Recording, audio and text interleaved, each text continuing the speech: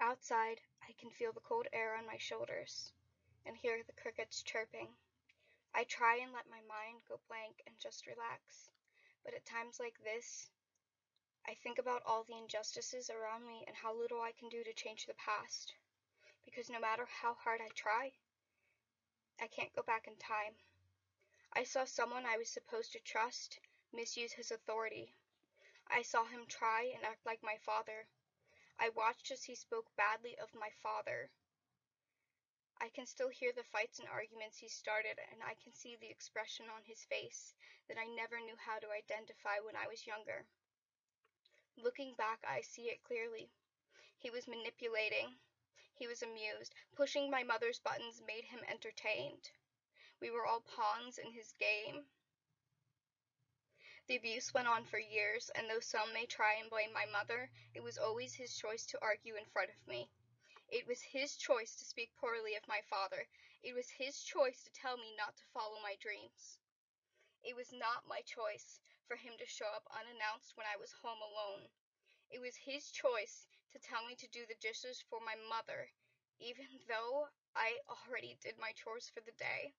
It was his choice to threaten me with a glance more than once. One example, when he got pulled over after I told him to slow down, I laughed and said I was right, and he glared at me until I was afraid to speak or make a noise. I watch the news and see all of the debate and conflict, with all the sexual abuse cases coming to light, all the people questioning who is really right.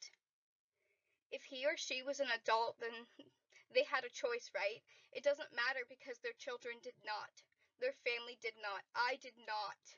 I know my situation might be different, but I know there are others with similar stories. Being told it didn't happen directly to them, so why does it matter? Well, it does matter. Every church member in these churches with the alleged abusers, all of the congregation has been constantly lied to. These so-called men of God are evil. I can see and feel the spiritual wars are raging.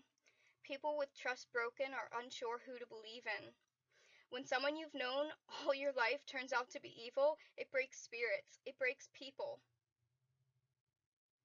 The people who are confused as to if you qualify as abused, if you have been manipulated, if your trust has been broken, if your life is forever changed by one moment of finding out the truth, you have gone through trauma too. Christians, Catholic, Protestant, or any other denomination, you all teach the Bible, you all teach about unconditional love, but you are showing it to the wrong people.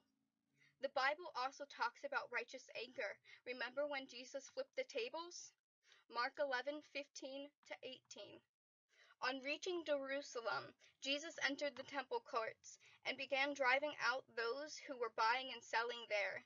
He overturned the tables of the money changers and the benches of those selling doves, and would not allow anyone to carry merchandise through the temple courts.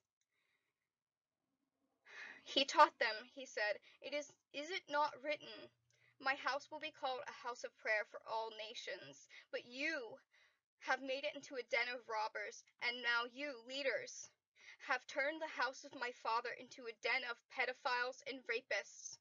You have the audacity to sit there and turn your heads away from the sin you are allowing into a place that is supposed to be a safe haven. So bishops, pastors, preachers, head of lawmakers, overseers of the church, you can make the choice right now. You have two options.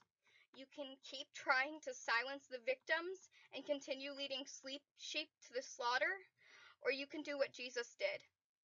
You can stop the sin from continuing. You can call out those abusing power. Would a good shepherd run away when he sees a lion by his flock? No. He picks up a sling and a stone and defends the innocent. So leaders, what are you afraid of? Children are watching you. They see whose side you are taking. Would it be different if it were you? If it were your brother or sister that was hurt? Because we are all supposed to be brothers and sisters in Christ, but yet you are treating the broken like strangers. You teach us about being a good Samaritan, but you can't even help those that have been hurt by someone you were supposed to be overseeing.